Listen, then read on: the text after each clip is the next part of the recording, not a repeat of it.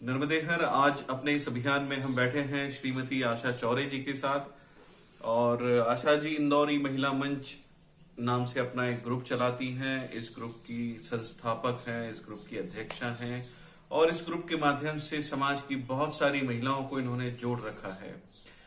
बहुत सारे कार्य करती हैं, समाज सेवा के काम करती हैं, महिलाओं को आगे बढ़ाने के लिए, उनको प्रेरित करने के लिए बहुत सारे काम किए जाते हैं। आइए हम जानते हैं दीदी से समाज के लिए कुछ विचार। शुरुआत करते हैं आपके परिचय से। नमस्कार समस्त समाज जनों परिवार को नर्मदेहर। मैं आशा चौरे इंदौर से, इंदौरी महिला मंच से। मेरा मायका मोहना के चुक्कड़े परिवार का है और मेरा ससुराल नरवा के चौरे परिवार से है। दीदी, समाज सेवा में जब आप आई तो समाज सेवा का क्या लक्ष्य लेकर आई थी आप? 75 सन 1975 से मैं अपने समाज के सेवा में प्रयासरत रही हूँ। उसमें कई साथियों का साथ मिला मुझे और हम लोगों ने काफ़ी प्रयास किए। उसके बाद विवाह के उपरांत में पारिवारिक जिम्मेदारियों के कारण समाज में इतनी सक्रिय नहीं रह पाई, मगर अब पारिवारिक जिम्मेदारियों से मुक्त होने के बाद अब मैं प्रयासरत हूँ और एक हम महिलाओं का एक समूह बना है हमारा, जिसमें जैसे जैसे महिलाएं बढ़ती जा रही हैं वैसे वैसे हमारे में सहयोग बढ़ता जा रहा है और वैसे ही हम लोग लक्ष्य भी बढ़ाते जा रहे हैं। दीदी, जब आप समाज में जुड़ी तो कुछ योजनाएं रही होंगी महिलाओं को मुख्य धारा में लाने के लिए, वो योजनाएं क्या थी? जब मैं दोबारा समाज सेवा में सक्रिय हुई उस समय मेरे साथ कुछ बहनें थी और उनके सहयोग से हम आगे बढ़ते चले गए। साथ ही जैसे जैसे हमारी बहनें और बेटियां बढ़ती चली गई समूह में, हम लोगों के लक्ष्य भी बढ़ते चले गए। पर पहला लक्ष्य हम ये लेके चले थे कि इंदौर के समस्त समाज की नार्मदी महिलाएं एक मंच पर एकत्रित हो सके, छोटे छोटे कदमों से आगे बढ़ते हुए स्वावलंबी बने और इसको हम प्रयास करते जा रहे हैं।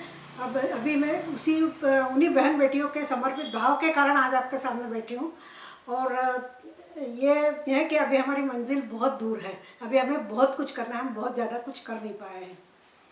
जब आप समाज सेवा से जुड़ी वो समय कुछ और था, वर्तमान परिदृश्य के हिसाब से अगर देखा जाए तो क्या परिवर्तन आया है समाज की सोच में, महिलाओं की सोच में?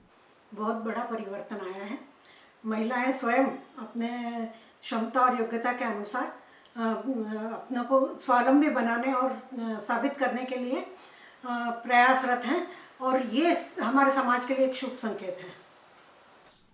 महिलाओं को अंतिम छोर से मेरा तात्पर्य है कि हम समाज की उन ग्रामीण परिवेश की महिलाएं भी हों, शहर में रह रही ऐसी महिलाएं जो समाज से जुड़ना चाहती पर जुड़ नहीं पा रही हैं, इनको समाज की मुख्य धारा में लाने के लिए कोई आपके पास योजना है? अब जहाँ तक अंतिम छोर से महिलाओं को समाज से जोड़ने का सवाल है, महिलाएं स्वयं ही गांव-गांव, शहर-शहर से आकर के खुद स्वयं अपनी जिम्मेदारी निभाने के बाद समय का सदुपयोग करना चाह रही है और वो समाज सेवा में भी जुड़ रही है और समाज में भी सक्रिय हो रही है।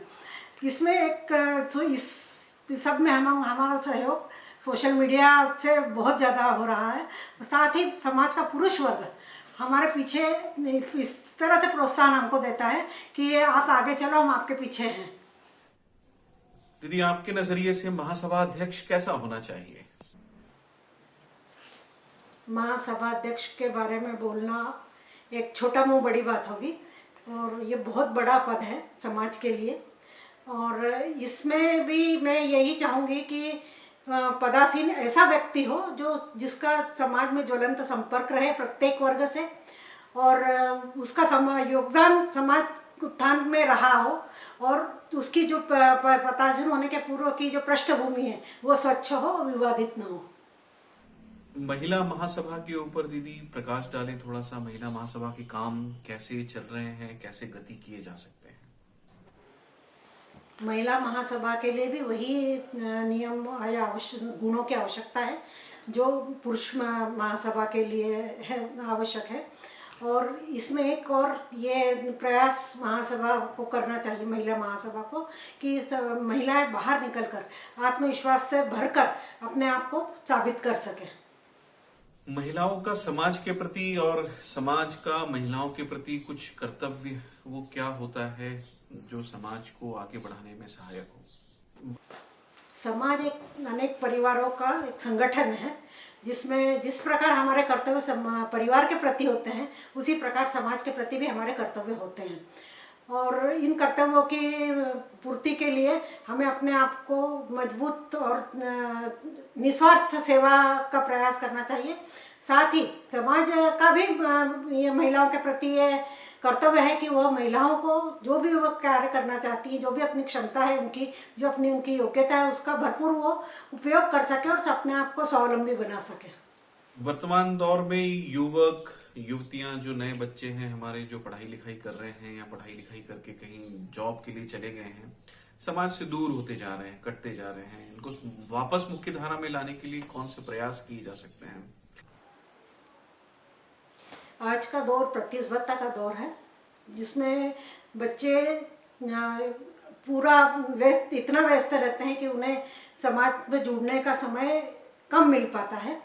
मगर इसके लिए हम एक काम कर सकते हैं कि जब भी जैसे घर को, परिवार को अपन पहली पाठशाला मानते हैं, तो उनको इन चीज़ों मतलब संस्कार ऐसे दिए जाए कि वे समाज में न जाकर भी समाज से जुड़े रहें। दूसरा, एक युवा महासभा ये कर सकती है कि बड़े स्तर पर ऐसे कार्यक्रम आयोजित करें और ऐसी प्रतिस्पर्धाएं आयोजित करें जिससे करियर माइंडेड बच्चे भी उसमें प्रतिस्पर्धा में भाग ले सकें और रुचि रखें, और साथ ही वो समाज में भी रुचि उनमें उत्पन्न हो। दीदी, समाज को अगर आप कुछ मैसेज देना चाहें तो प्लीज।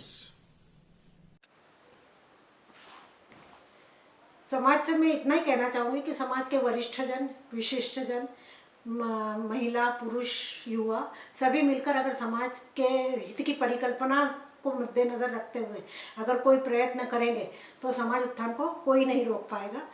बस भावना निस्वार्थ होनी चाहिए।